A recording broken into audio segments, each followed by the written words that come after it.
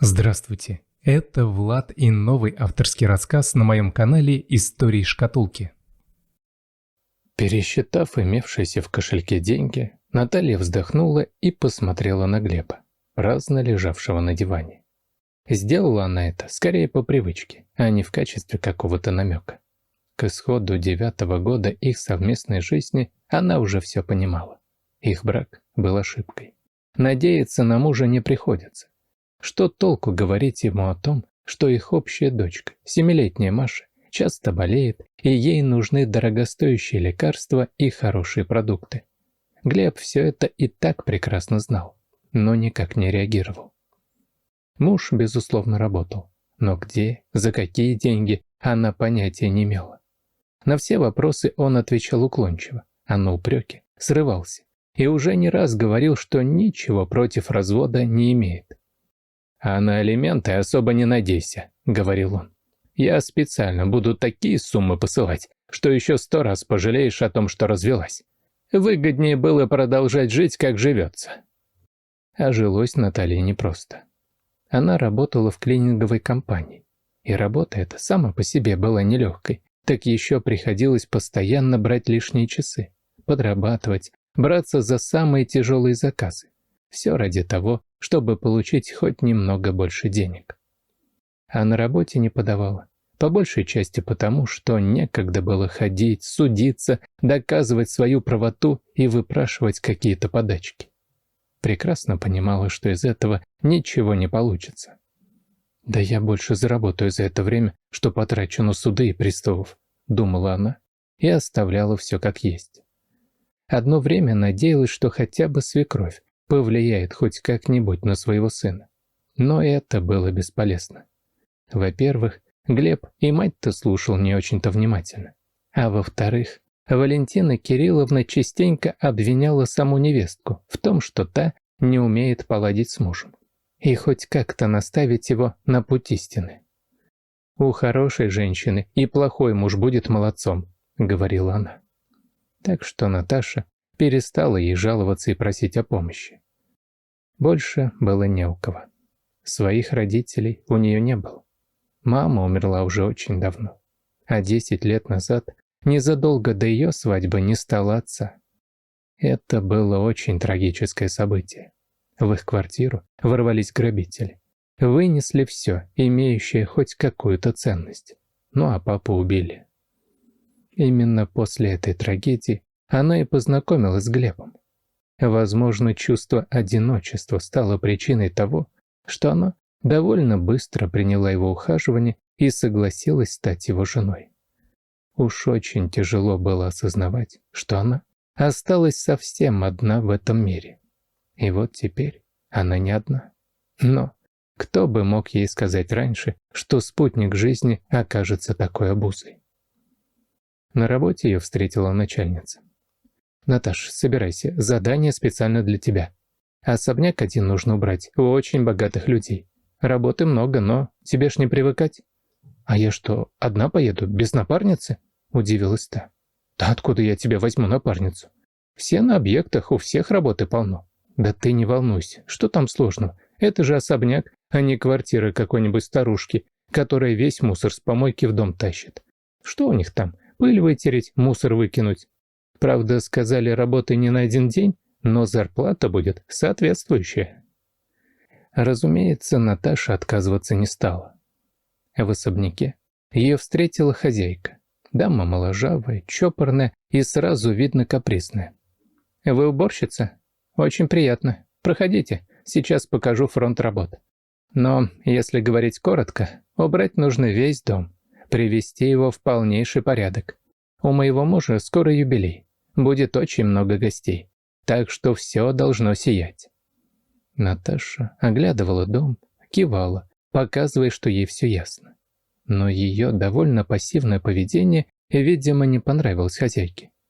«И не думайте, что получится халтурить. Я буду все проверять, отмечу все недочеты. А если меня не будет, будет помощница мужа». «Я понимаю», — согласилась Наталья. «Не волнуйтесь, все будет в порядке. Я не первый день работаю и работу знаю свою». Она принялась за уборку. хозяйка не обманула. И сперва следила за каждой пылинкой, не отходя от нее буквально ни на шаг. Но потом, увидев, что работа выполняется добросовестно, видимо, заскучала и ушла. И вот тут-то, протирая каминную полку, Наталья заметила статуэтку, которую прекрасно знала. Именно такая стояла у них дома. Не прямо такая, а именно эта самая. Узнать ее было легко, по отколотому мизинцу фарфоровой красавицы. Она была похищена именно в тот день, когда не стало папы. То преступление так и не было раскрыто, виновные не наказаны. И Наташа в душе надеялась, что когда-нибудь это произойдет. И вот теперь, кажется, она нашла хотя бы одну вещь, похищенную из ее дома, чтобы иметь доказательства. Наталья вытащила телефон и собралась сфотографировать статуэтку, как вдруг вошел сантехник, который тоже работал в этом доме. «Это что вы собираетесь делать?» «Да неважно», — ответила Наташа, не желая вдаваться в подробности. «Очень даже важно», — ответил тот. «Вы учтите, здесь кругом камеры, снимать нельзя. Вы не подумайте, я вас выдавать не собираюсь, просто решил предупредить». «Ох, спасибо», — вздохнула Наталья. «Но мне действительно нужно сфотографировать кое-что. Это очень важно, а рассказать сейчас не могу». «Жаль, интересно было бы послушать», — улыбнулся мужчина. «Меня, кстати, Юра зовут».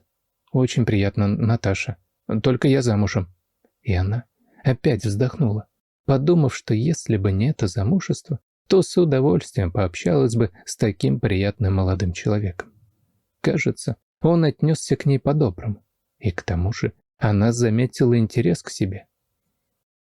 Наконец рабочий день закончился, но сама работа нет.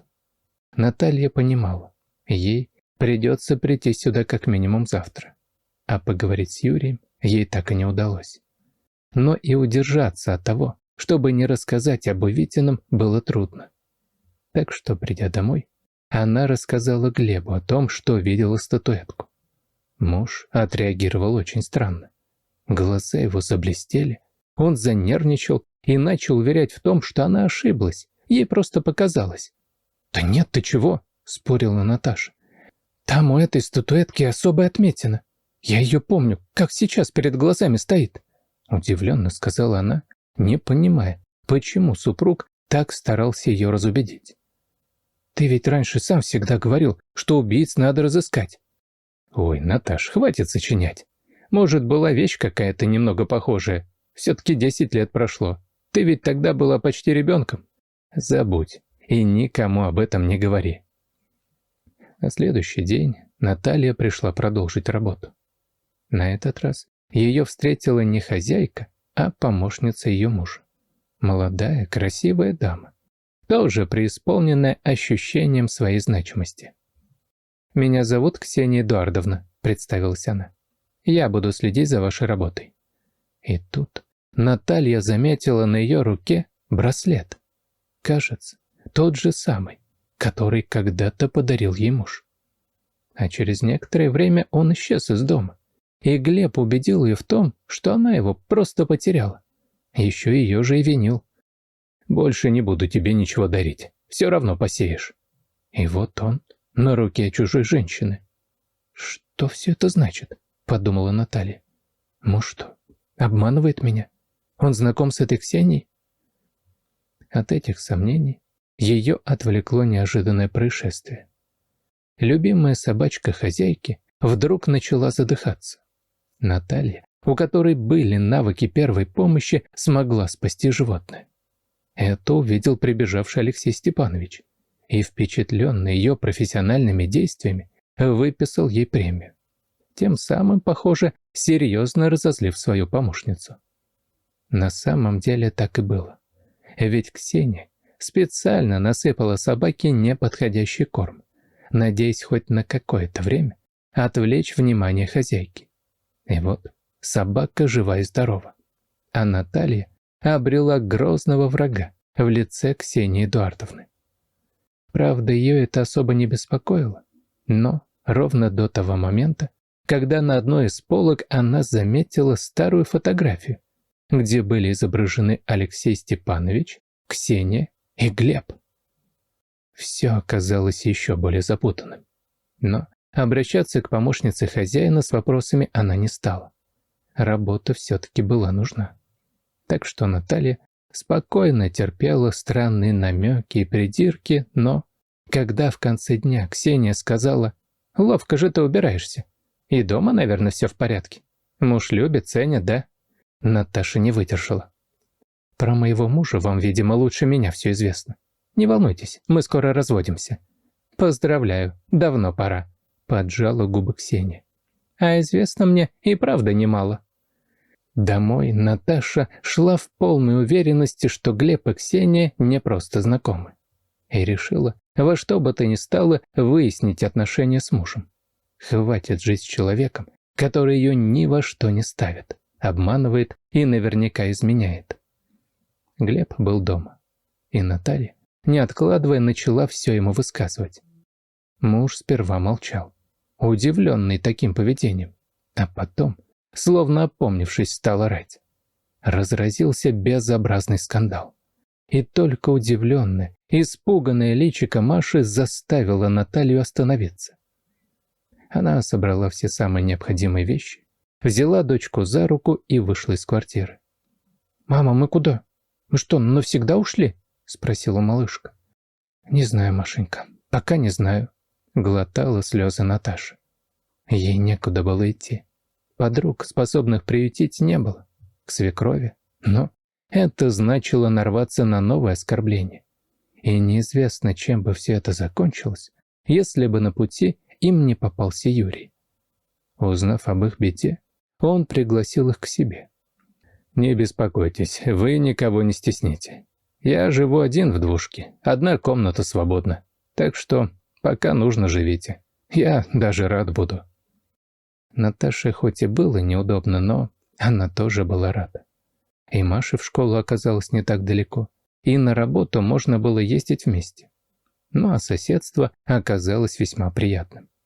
Юрий моментально нашел общий язык с девочкой и стал учить ее играть в шахматы. «Вот бы нам такого папу!» – шепнула как-то вечером ей на ухо Маша. «Ну что ты, у тебя же есть папа!» – ответила Наташа и спрятала в подушку зардевшееся лицо. Они с Юрием продолжали работать в особняке, и Наталья делилась с сантехником своими соображениями по поводу связи Глеба с хозяином и Ксенией. Он был согласен с тем, что не все там чисто, и предложил. «Стоит, наверное, прослушку установить в кабинете. Тогда получится узнать подробности». Наталья удивилась его интересу. Она-то понятно, а вот он. И молодой человек признался. «Я не сантехник, капитан полиции. Работаю сейчас под прикрытием. Алексей Семенович замешан в крупных мошенничествах. Вот я и пытаюсь провести расследование». В итоге они установили подслушивающее устройство в кабинете. Первой оказалась записана беседа Ксении с Глебом, зашедшим проведать ее. И прослушав этот разговор, они пришли в ужас. Подумать только, 10 лет такой напряженной работы, и все может пойти прахом из-за того, что твою жену направили именно в этот дом, с досадой говорила Ксения. «Да что работа? Мне, похоже, повезло меньше всех. Я эти 10 лет прожил совсем не так, как хотел», брюзжал в ответ Глеб. «Ой, да прекрати. Что тебе не так-то было? Жил с красивой женщиной, она тебя любила, заботилась, ребенок есть. Это я потеряла 10 лет. И ходила, между прочим, под страхом быть разоблаченной постоянно. Ай, Ксюша, мне только ты нужна была. Я тебя не упрекаю и твоих заслуг не отрицаю, но в случае разоблачения я бы тоже не 15 суток получил, а кое-что посерьезнее. Да, ты нашла нужных людей. Узнала все про эту дурацкую статуэтку и про то, что в ней спрятан кот. Но ведь это я на Наташиного отца бандитов навел.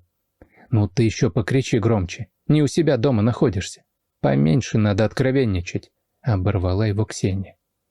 Заговорщики вышли из комнаты, и запись закончилась. Наташа сидела, схватившись руками за голову. Это что получается? Ее муж был виновником гибели ее отца? А она не знала этого. 10 лет прожила с этим человеком и родила ему дочь. «Так, я иду в полицию», — решительно сказала она, вставая. «Погоди», — остановил ее Юрий. «Нужно собрать веские доказательства. Один разговор мало что стоит. Они конкретики не сказали, и можно их просто спугнуть». «Ну какая еще конкретика нужна? Глеб ясно сказал, что это он навел бандитов», — разрыдалась Наташа, но в итоге согласилась. Доказательств было маловато. «В общем, ты пока продолжай жить, как живешь. Может, еще что-нибудь услышишь. Ну а если нет, я постараюсь найти, за что зацепиться», — заверил ее Юрий. Как оказалось, у Ксении были свои планы. Этим же вечером в доме Алексея Степановича поднялся переполох. Пропала та самая статуэтка. «Она мне очень дорога», — говорил хозяин. «И я хочу понять, куда она исчезла. Если кто-то разбил ее, это одно. Но если украл, уверяю вас, это не копеечная фигура из сувенирного магазина». А Ксения уже успела обставить все таким образом, что виноватой в краже оказалась Наталья. Вызвали полицию, и уборщицу отвезли в камеру предварительного заключения. Там Наташе стало плохо.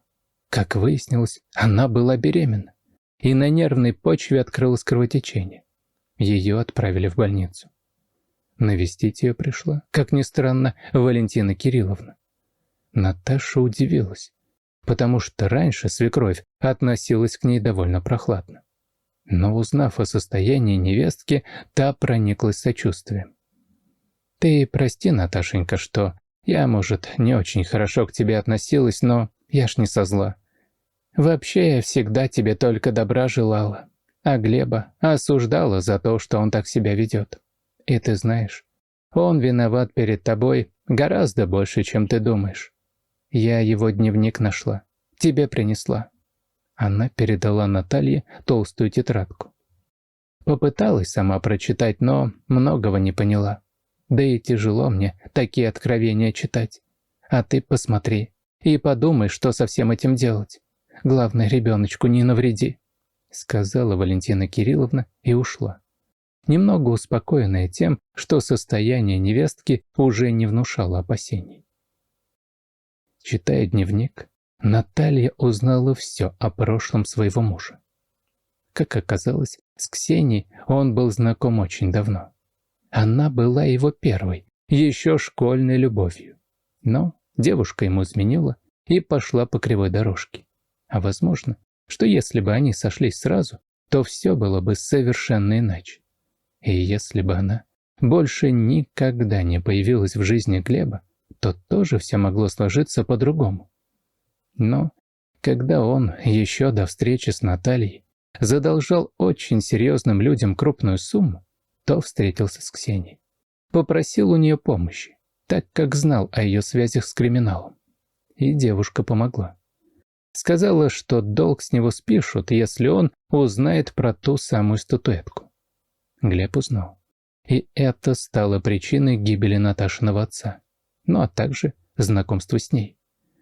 Он начал ухаживать за девушкой, но только для того, чтобы контролировать ее и не быть разоблаченным. Вся их совместная жизнь оказалась сплошным обманом.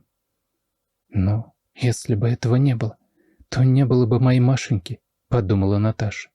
И этого малыша, который пока еще не родился, но наверняка вырастет хорошим человеком, потому что не будет знать родного отца. Пока Наталья лежала в больнице, восстанавливалась, все обвинения с нее были сняты. Юрий встретил ее после выписки уже абсолютно невиновной. «Я хочу сходить туда, в тот дом. Может, удастся встретиться с Алексеем Степановичем? Мне кажется, он не в курсе подробностей. Если это так, то ему угрожает опасность». Юрий был против этого решения, но сильно спорить не стал. Придя в дом бизнесмена, они попали на скандал. Ксения была там и требовала от хозяина части выкупа. «Иначе», — зло говорила она, — «тайну этой проклятой статуэтки узнают все».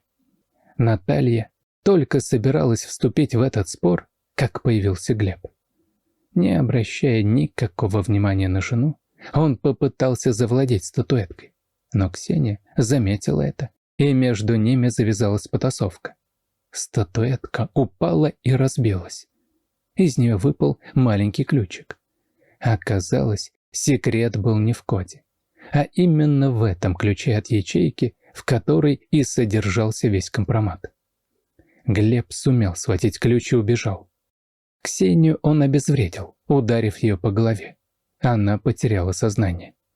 «Что происходит?» – не мог понять Алексей Степанович. «Мы попробуем все выяснить, и все причастные получат по заслугам», – сказала ему Наталья. Ксения, когда пришла в себя, села на стул и сказала: «Вы все получите, и вы очень ошибаетесь, если думаете, что я отступлюсь ни с чем. Я слишком много времени и сил потратила на то, чтобы отыскать то, что спрятано в этой статуэтке». Наталья и Юрий не стали дослушивать. Они вышли из дома. Наталья сказала: «Поеду я домой. Там Маша одна, Глеб, наверное, туда же поехал и попытается спрятать ключ где-нибудь в доме».